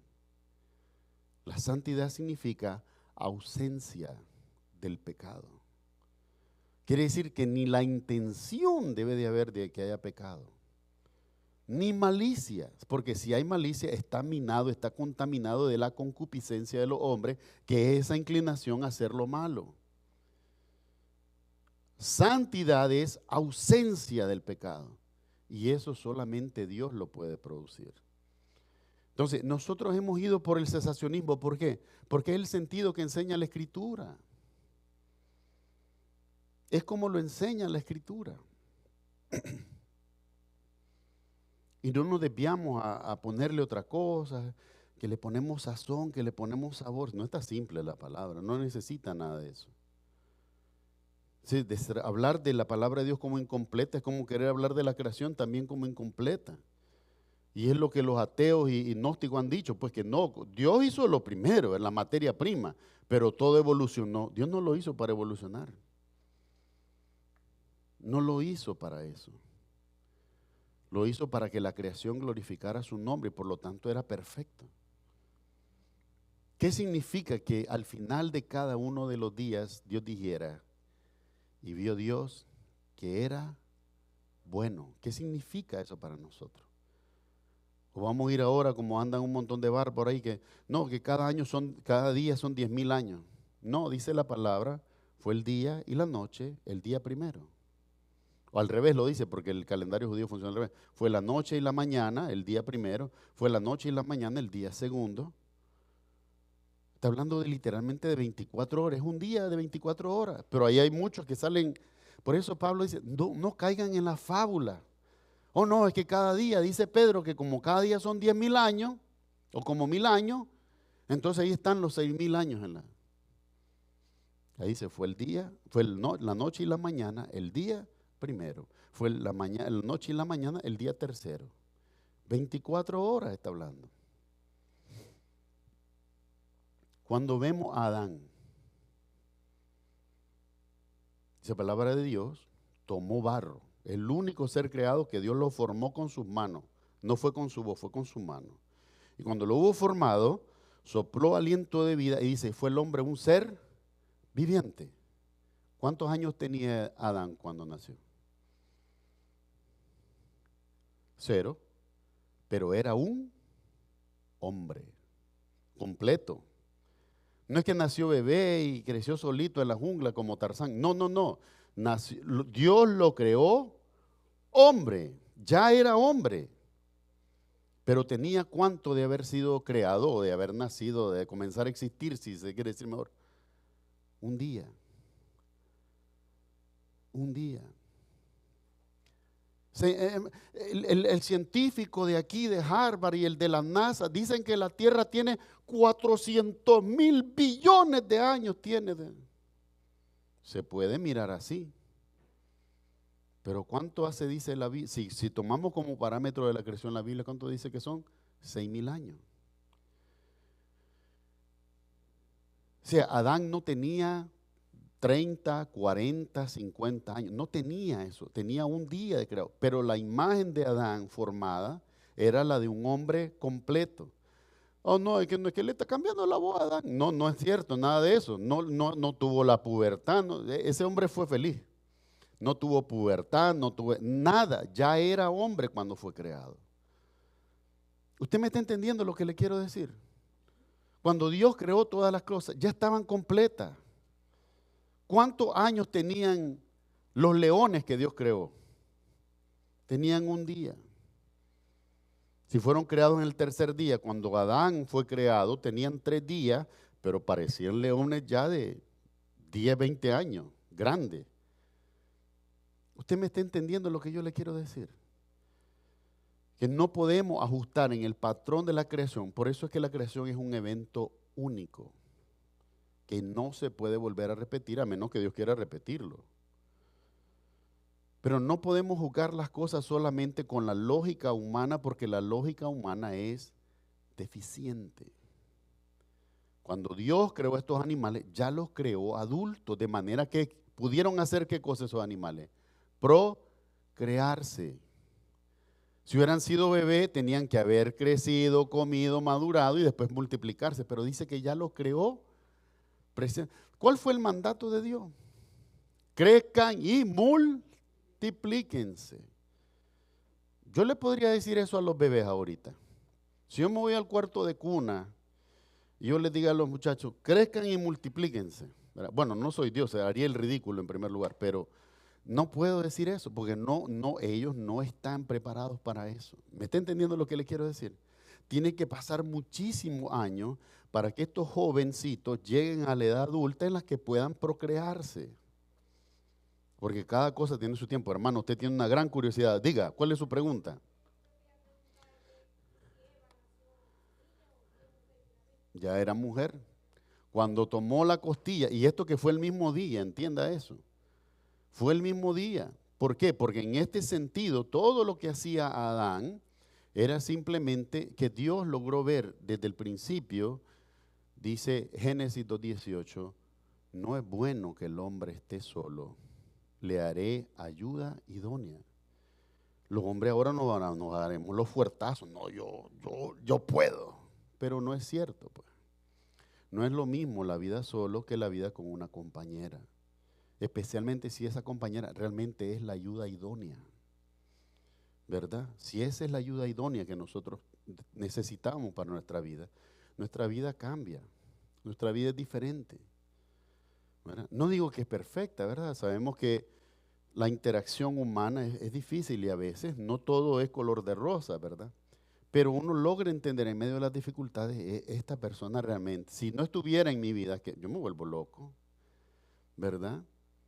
Comienza uno a ver que es importante, esa relación es humana, es real, Dios la creó y nosotros nos deprivamos de eso. Hoy la sociedad nos enseña a las mujeres, no, aguantes el deseo de procrear, aguante, sé exitosa, vaya y saque un título. Y las pobres muchachas ya a los 40 años corriendo a hacerse fertilización a la fuerza, ¿verdad? Tratando de tener un hijo ya fuera de tiempo casi, peligrosísimo. ¿Por qué? Porque cuando eran jóvenes cayeron en el engaño de este mundo pensando que todo era fama, reconocimiento y después se quedaron con los títulos y se dieron cuenta que no era nada. Esto es muy difícil de hablar, hermano. Yo sé que hay sensibilidades y personas a las que tal vez no les gusta hablar de esto, pero ciertamente dice Pablo que a menos que Jesús dijo esta palabra, que a menos que Dios lo diera, ninguno de nosotros podría o debería quedarse solo. ¿Ya? Cuando le preguntan, pues, ¿y por qué Moisés permitió el divorcio? Le dice, a causa de la dureza de su corazón. ¿Qué significa eso? Tener un corazón duro que no puede perdonar la falta del otro. La primera solución es, no, hasta aquí llegó este matrimonio y se acaba, pues. Y si sufren los niños, que sufran. Y si sufro yo, que sufra, pues. Porque en primer lugar está el ego y el orgullo. Dice Jesús, pero al principio no era así, sino que escrito está, por esta razón dejará el hombre a su padre y a su madre y se unirá a su mujer y ya no serán dos, sino que vendrán a ser una sola carne.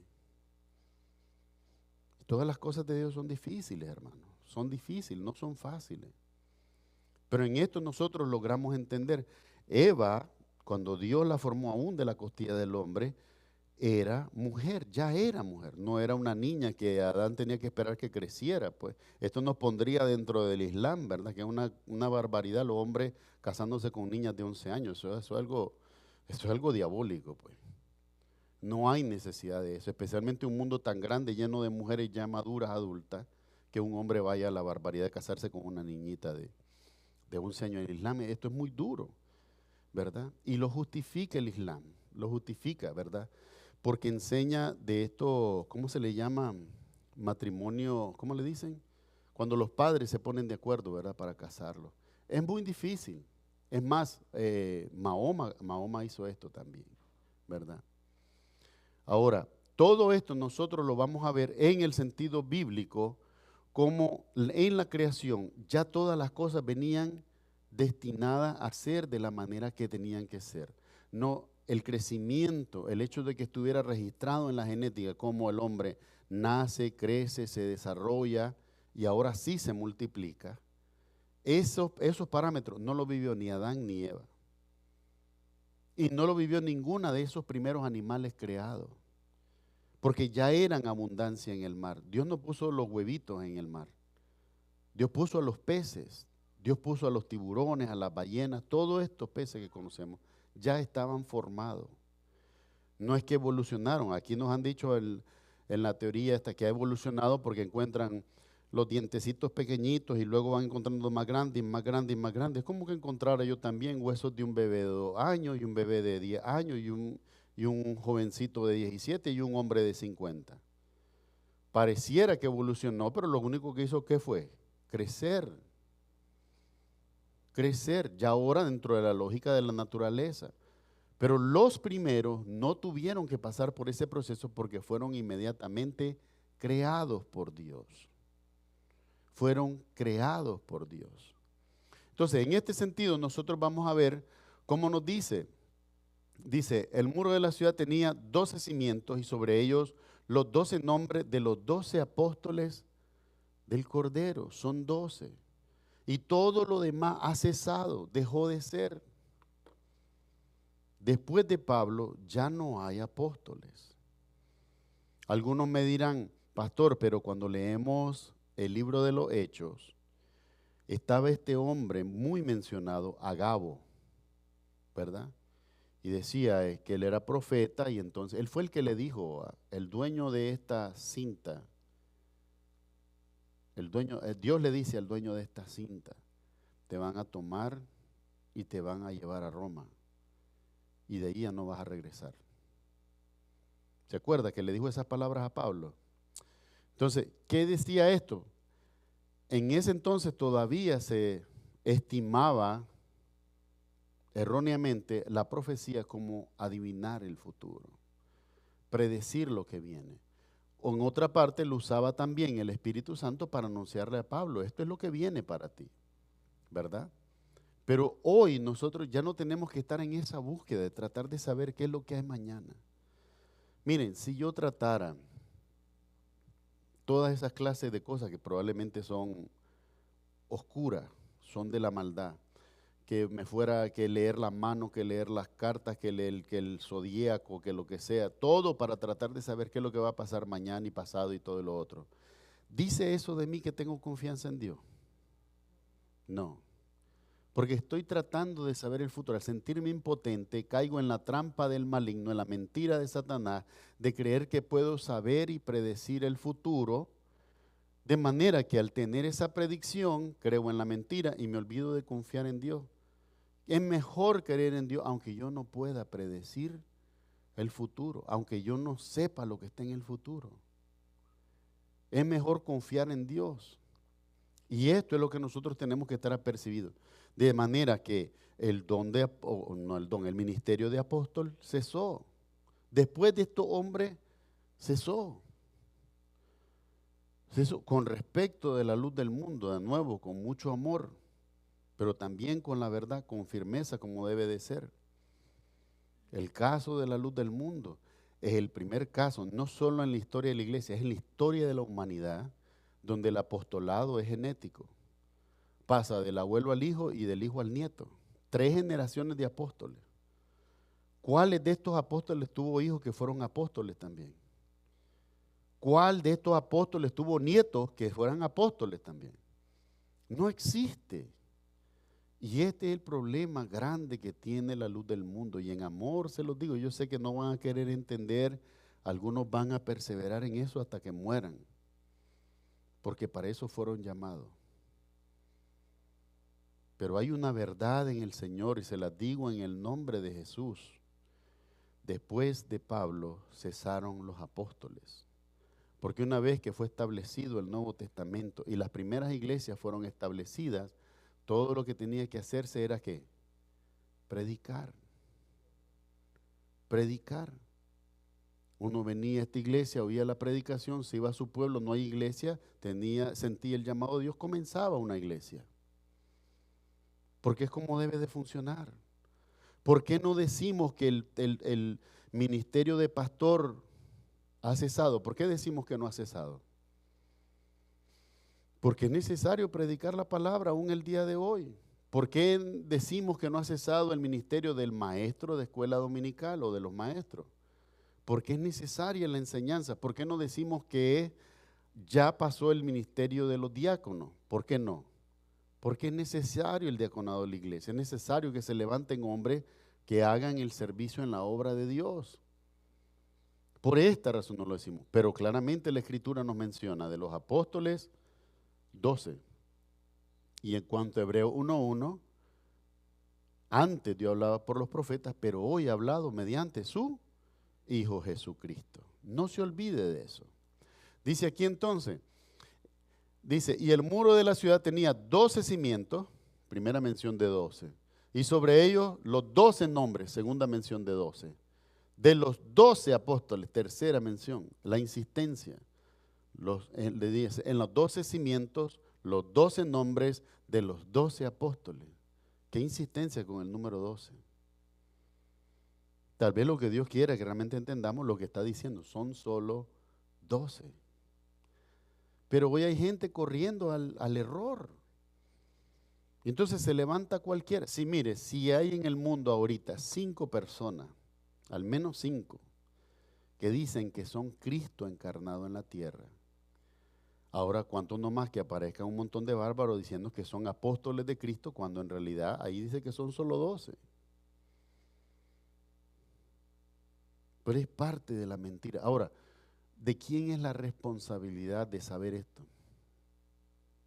Mía, de ustedes, de cada uno de los que asiste a la luz del mundo. Es responsabilidad saber esto. Porque si ellos abrazaran la verdad de lo que he dicho ahí, no caerían en el error. Mi trabajo, como cualquier predicador, es enseñarlo y es decirlo, pero es de ellos el aceptar la verdad de lo que se dice. Dice así, el que hablaba conmigo tenía una caña de medir de oro. Cuando decimos la caña de medir, ¿qué significa esto? Nos iba a dar las proporciones, dice, es de oro, con una regla de oro, una regla de perfección, para medir la ciudad, sus puertas y su muro. Medir la ciudad, sus puertas y su muro. La ciudad se halla establecida en cuadro, es decir, es como un cubo. Es como un cubo porque las 3 dimensiones son exactas. Dice así, establecida en cuadro, y su longitud es igual a su ancho. Y él midió la ciudad con la caña 12,000 estadios de longitud. La altura y la anchura de ella son iguales. Ahora, si usted toma su calculadora, ahí rápidamente, y entonces dice usted 12,000 estadios, dice, y la distancia de un estadio en la Biblia son 185 metros por 185, dividido entre 1000, eso es igual a 2.220 kilómetros. Quiere decir que esta ciudad que viene va a tener 2.220 kilómetros de ancho, de largo y de alto también. Eso es, dice que las tres, la longitud, la altura y la anchura de ellas son iguales. Y dice que son 12,000 estadios. Un estadio en la Biblia, la medida de la antigüedad, era 185 metros. Casualmente, los primeros Juegos Olímpicos que se celebraron en Atenas tenían una pista plana donde los atletas corrían. La distancia que ellos corrían era 185 metros. Eso es lo que se establece, lo que medía el estadio. De ahí surgió la medida. Entonces, 12,000 estadios por 185 metros da 2.200.000. Si usted lo divide entre 1000, 2.220 kilómetros. 2.220 kilómetros por 2.220 kilómetros por 2.220 kilómetros. O sea que va a ser grande, ¿verdad? Dice así además, y midió su muro 144 codos de medida de hombre. Vamos a ver en la siguiente diapositiva cuánto es un codo. Nada más que tengo que buscarlo aquí. Oh, ahí está la medida del codo. Dice aquí que la medida del codo, ¿a dónde está la medida? Oh, el codo largo. El codo es 2 palmos, 6 palmos, 44.5 centímetros. Y el codo largo, 51.8 centímetros. O sea que si la puerta tiene, déjeme ver aquí. Si la puerta tiene 144 codos, perdón, el muro, 144 codos de medida de hombre, quiere decir que es el ancho del muro. Porque el largo ya lo sabemos, son 2.220 kilómetros. Entonces, cuando está hablando del muro, está hablando del grosor de la pared. El grosor de la pared tiene 144 codos. Si lo dividimos por esa distancia de 51 centímetros, estamos hablando de 70 metros de ancho, ¿verdad? 70 metros de ancho. O sea que es una construcción considerable. 144 codos, dice, de medida de hombre, la cual es de ángel.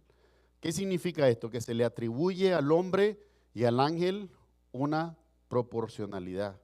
No son iguales, el ángel y el ser humano todavía no. Cuando el hombre se levante en un cuerpo glorificado, dice el Señor, vendrán a ser como los ángeles que ya no mueren, ¿verdad? Pero está hablando en el sentido de proporción ahora, ¿verdad? El codo largo, del codo a la punta de la palma, más o menos 51 centímetros. Si usted multiplica eso por 144 codos, son como 70 metros, algo así, si no me equivoco. Entonces vamos a ver aquí que dice, el material de su muro era de jaspe, pero la ciudad era de oro puro, semejante al vidrio limpio, ¿verdad? Quiere decir que tiene una contextura de piedra preciosa. ¿Cuál es la característica de las piedras preciosas en cuanto a su estructura? Es compacta, ¿verdad? Al estar caracterizado como el vidrio, tiene una estructura bien compacta. Por ejemplo, aquí usted no ve poros, aunque este es plástico, ¿verdad? Esto no es piedra preciosa, pero es bien compacto. Usted no logra ver la porosidad, porque todo el material está bien compacto. Dice aquí también, y los cimientos del muro de la ciudad dice, el material de su muro era de jaspe, pero la ciudad era de oro puro, semejante al vidrio limpio. Cuando dice oro puro, semejante al vidrio, ¿nosotros podemos comparar el oro con el vidrio? No, porque la razón del vidrio es transparente y el oro no es transparente.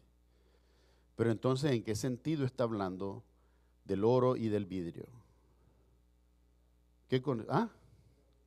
No la durabilidad, pero la capacidad de reflejar pureza. Cuando nosotros usamos el oro en el anillo de matrimonio, ¿por qué usamos el oro y no usamos otro material?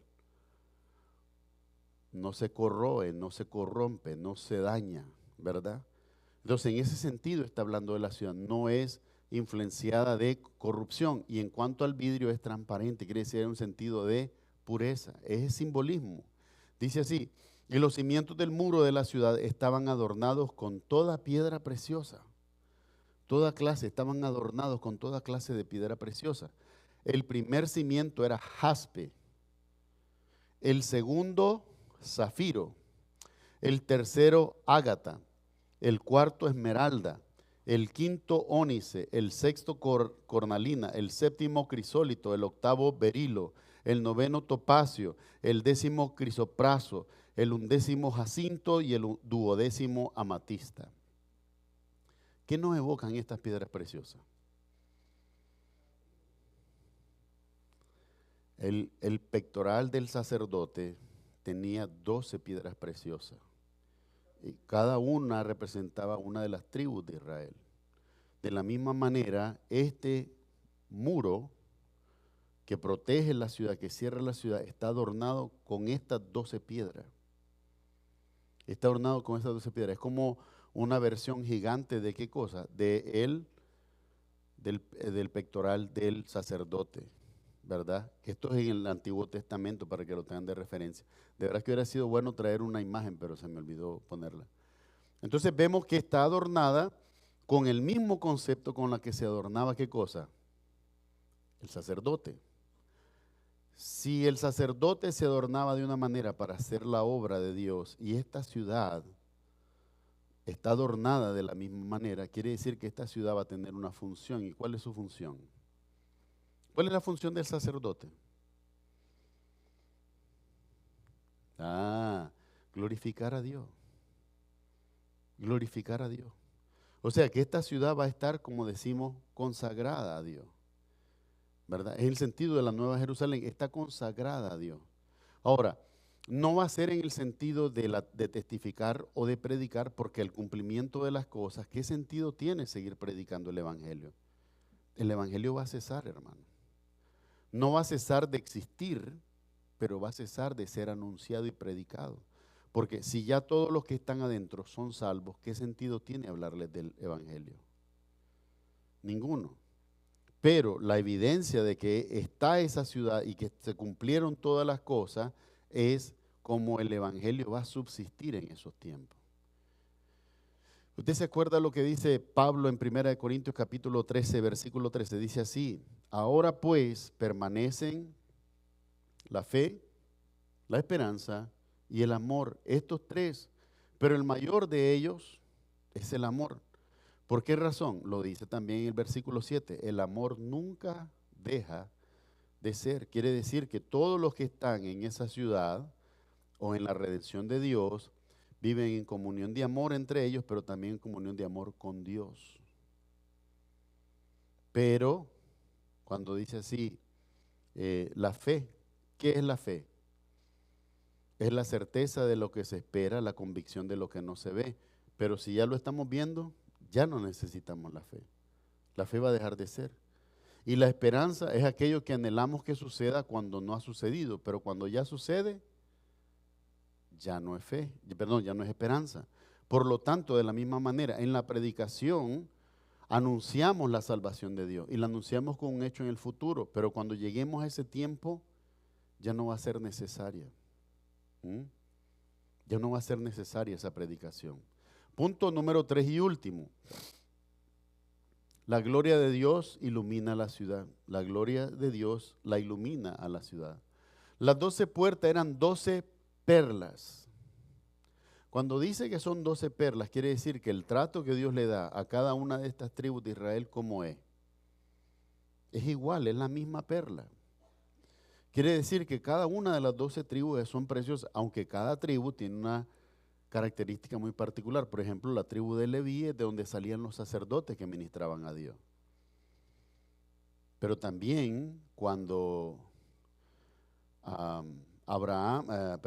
Jacobo en su lecho de muerte dice, ¿verdad? Abraham es mi legislador. Judá es mi legislador. ¿De dónde salió David? De la tribu de Judá. ¿Y de dónde viene Jesús? De la tribu de Judá. Entonces vemos ahí, es el cumplimiento. Dice aquí, las 12 puertas eran 12 perlas. Cada una de las puertas era una perla. Y la calle de la ciudad era de oro puro, transparente como vidrio, ¿verdad? Era resplandeciente, pero también transparente. Y dice aquí, y no vi en ella templo. Quiere decir que no veía, ¿qué cosa? Edificaciones. Un día de esto me estaba viendo un video, ya es un video viejito, ¿verdad? No es nuevo.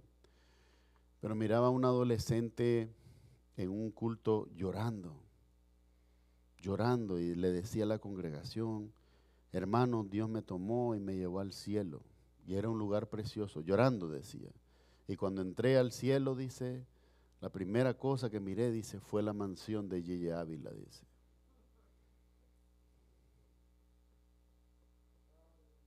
Hablando de la idolatría, ¿verdad? O sea, no miró a Dios, no miró a los ángeles, no miró a los 24 ancianos. Lo primero que vio cuando entró fue la mansión de Yeye Ávila. Pero aquí dice, cuando usted entra a la Nueva Jerusalén, no hay templo. No hay construcción. ¿Se está fijando usted? O sea, hermano, yo le quiero decir esto, ¿sabe por qué? Porque no va a cesar, va a seguir hasta que Cristo venga, va a seguir, porque está en marcha el ministerio del error, el ministerio del falso profeta. Van a haber personas que van a salir hablando con la emoción, hablando toda clase de blasfemia y herejía. Y el mejor remedio que usted tiene es no se despegue de la palabra de Dios. Oh, qué interesante que tú fuiste y viste la mansión de Yahweh, pero fíjate que cuando yo leo Apocalipsis dice que no había templo ni nada allí. Ahí dice que no había templo. O sea, yo quiero que ustedes hagan, porque a veces precisamente va por la emoción. Ninguno de estos falsos maestros viene y te agarra del cuello y te dice, yo quiero que creas. No, no te dice así, sino que va por la emoción. Apelan a los sentimientos. Y te están hablando y está el pianito atrás, tin, tin, tin, tin, tin, tin, para que estés cayendo en el trance y entonces, y ya le creíste, pues, porque lo dijo el profeta además, imagínate, pues.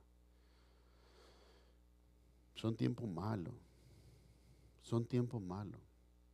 Y como decía Pablo, se lo digo con lágrimas en los ojos, dice Pablo, porque estos hombres son enemigos de la cruz de Cristo.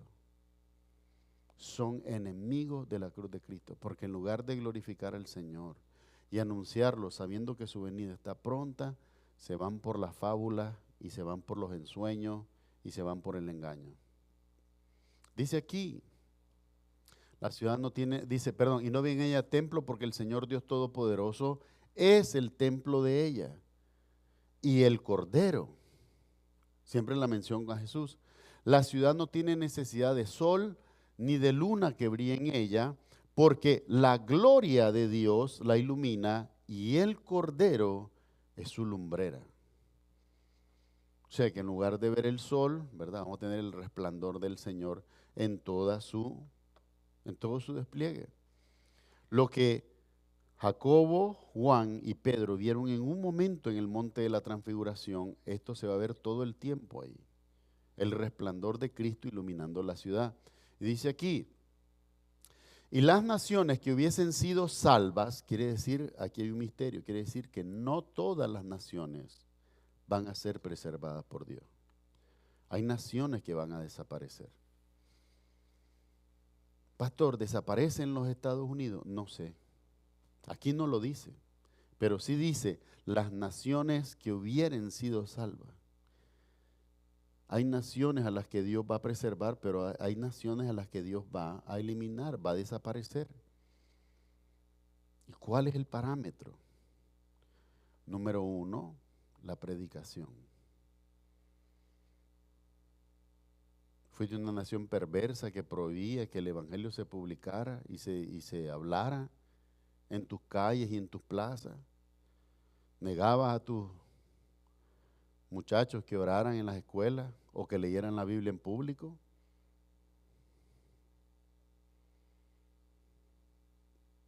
Destruías la vida antes de que fuera.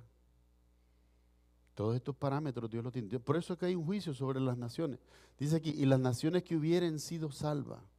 Ojalá que hayan naciones que sigan buscando de Dios y que permanezcan en ese afán. Las naciones que hubieran sido salvas andarán a la luz de ella. ¿De quién? De la ciudad. ¿Y la ciudad de la luz de la ciudad de dónde viene? De Cristo, del Cordero, de Dios. Dice así, y los reyes de la tierra traerán su gloria y honor a ella. Cuando dice traerán su honra y su honor y su gloria a ella, ¿qué significa que van a hacer?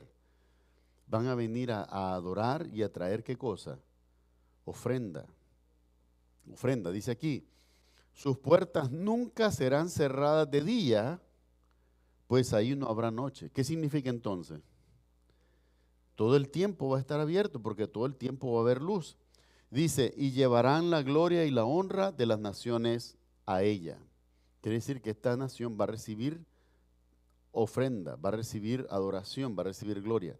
Dice, no entrará en ella ninguna cosa inmunda o que hace abominación y mentira, sino solamente los que están inscritos en el libro de la vida del Cordero. ¿Quiénes son los únicos que entran a esta ciudad? porque son salvos en el Señor. No hay nadie más que entre a esta ciudad. Entonces esto es importante que nosotros lo podamos ver a la luz de la Escritura, porque lo dice. En primer lugar, ¿por qué menciona todavía cosas inmundas o que hacen abominación y mentira? ¿Por qué todavía las menciona?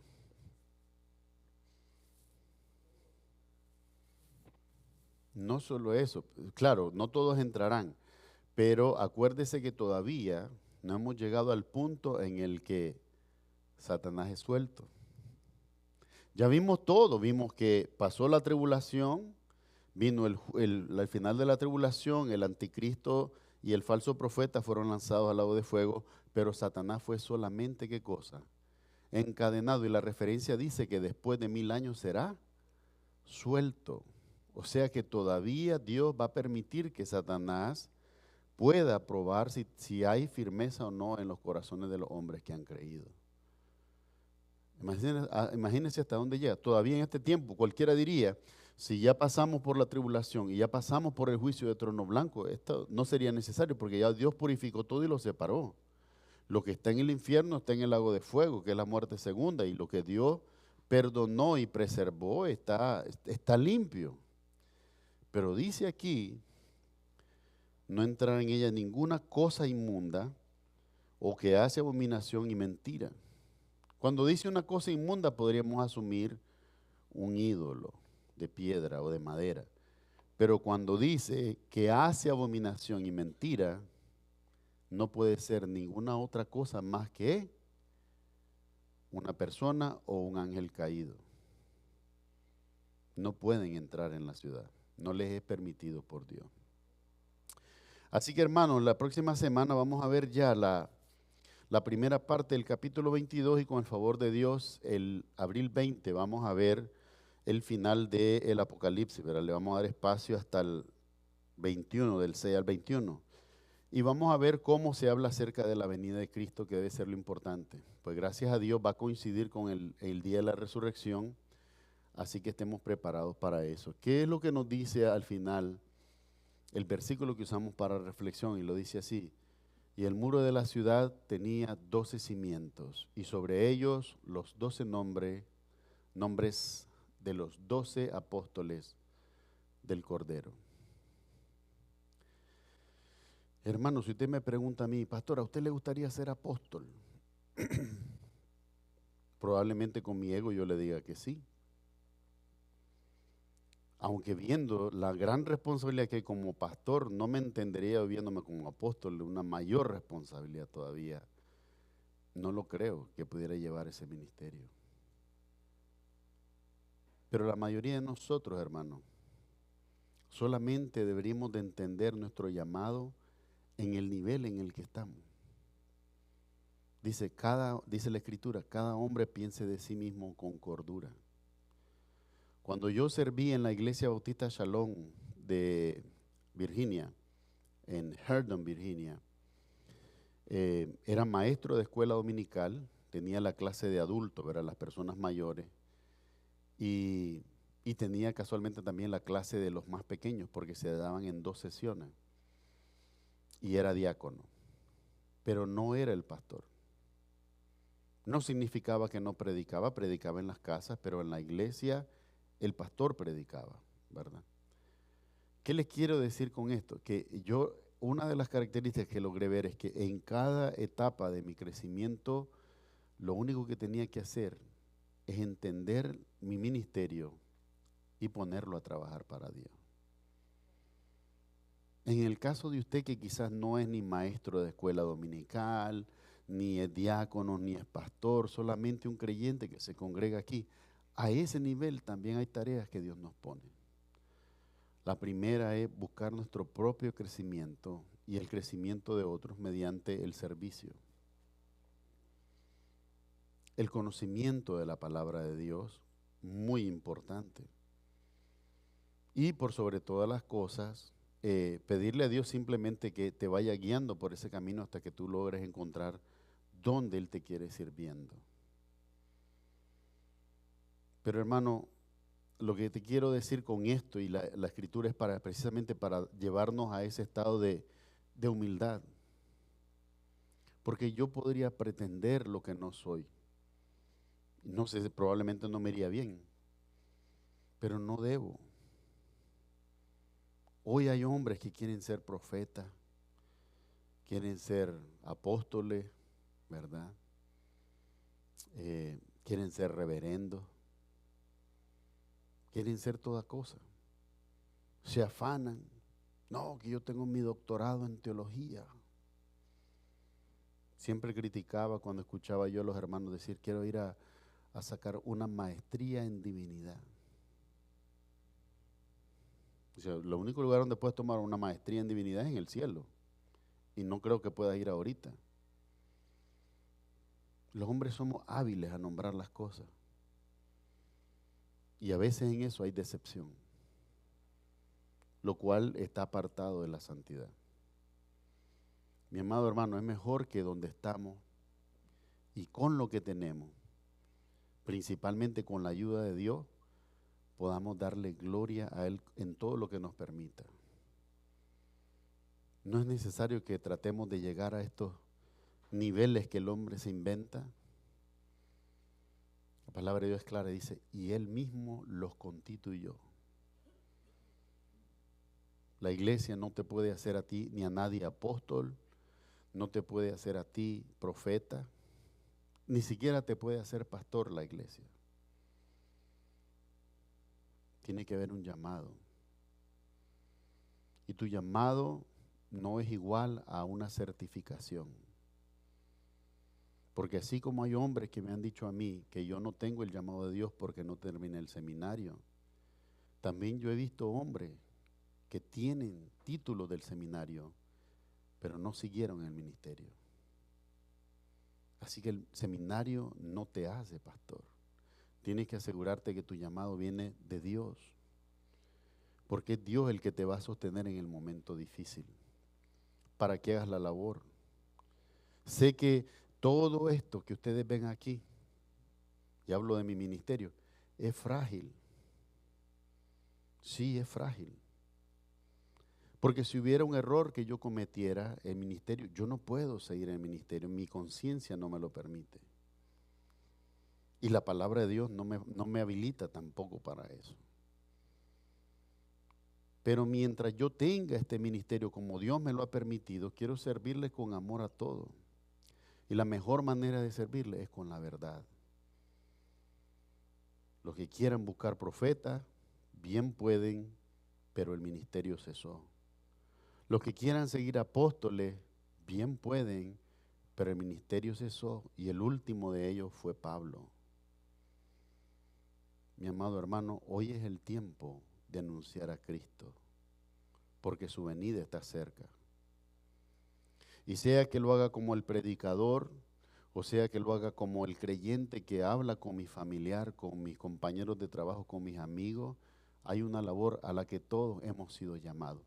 Todos ustedes y yo sí somos apóstolos, enviados a testificar de Cristo, pero no somos apóstoles, porque apóstoles solamente hay 12. Y el Señor sabe sus nombres, ya no se pueden borrar. No podemos ir a la ciudad santa a borrarlos de los cimientos, ¿verdad que no podemos? Porque ya Dios los escogió, ya Dios los afirmó, Dios los estableció y Dios los tomó para Él. La iglesia ya no puede hacer nada en eso. Mi hermano, tal vez el tiempo de llegar a esa iglesia que verdaderamente ama a Cristo y en lugar de tratar de hacer lo que Dios no le pide, vaya y haga simplemente aquello a lo que Dios le pidió y le llamó, a testificar del Hijo de Dios, Jesucristo, nuestro gran Salvador y Dios. La iglesia no está llamada a establecer a ninguno, porque eso solamente Dios lo hace. Pero la iglesia está llamada a testificarle a todos que solo hay un camino hacia el Padre y solamente hay un Salvador, su nombre es Jesucristo. La gloria y la honra sean para Él por toda la eternidad. Vamos a orar. Amado Padre Celestial, en el nombre de Jesús, gracias Señor, porque hemos dado testimonio de tu Hijo, porque así lo permitiste, Señor. Tú nos has dado tu Espíritu Santo, tu palabra bendita. y en ella encontramos el testimonio perfecto de tu Hijo, que es la verdad, el camino y la vida. Señor, te rogamos que cada corazón que ha sido tocado por la predicación pueda ver con humildad y con sinceridad que no hay nada mejor que obedecer tu palabra, porque en ella está la verdad y la vida, Señor. Ayúdanos a todos y cada uno a conocer la verdad, porque sin ella no podemos glorificarte, Señor. Honramos al Padre, al Hijo y al Espíritu Santo, pidiéndolo todo en el nombre de Jesús. Amén y amén. Amados hermanos, que el Señor les bendiga y les guarde, que donde quiera que les lleve también les traiga con bien. Que Dios les conceda paz y salud en sus hogares. Que el Señor te bendiga a ti, a tus hijos y a los hijos de tus hijos, y sobre ti derrame abundante paz y abundante bendición. En el nombre de Jesús así lo haga. Amén y amén.